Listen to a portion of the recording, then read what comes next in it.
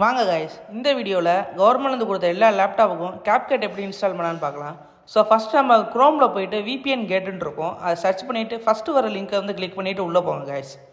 உள்ளே போனீங்கனாலே கீழே ஸ்க்ரோல் பண்ணுங்கள். ஸ்க்ரோல் பண்ணிடுச்சுன்னா அங்கே நிறையா VPN ஐடியெலாம் இருக்கும். ஸோ அந்த VPN ஐடியில் வந்து ஃபஸ்ட்டு ஏதாவது ஒரு ஐடியை வந்து காப்பி பண்ணிக்கோங்க. பெஸ்ட்டாக இருக்கிற ஐடியை காப்பி பண்ணிட்டீங்கன்னா அப்படியே வெளில வந்துடுங்க கைஸ். அவ்வளோ வந்து காப்பி பண்ணி முடிச்சிட்டோன்னா முடிஞ்சு.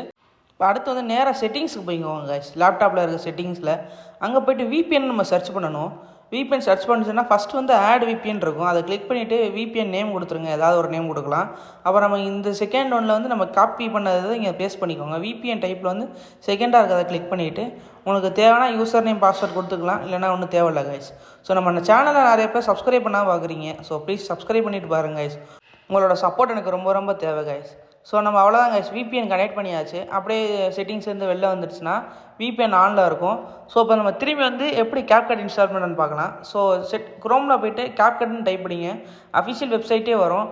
இது நீங்கள் VPN கனெக்ட் பண்ணாமல் உள்ளே போனீங்கன்னா வராது. ஸோ டவுன்லோட் ஃபார் ஃப்ரீன்னு இருக்கும், அதை கிளிக் பண்ணிக்கோங்க. கிளிக் பண்ணால் கொஞ்சம் நேரத்தில் டவுன்லோட் ஆகிட்டு எந்த ஃபைலில் ஸ்டோர் பண்ணணும்னு கேட்கும். அந்த இடத்துல கிளிக் பண்ணி ஸ்டோர் கொடுத்துக்கோங்க.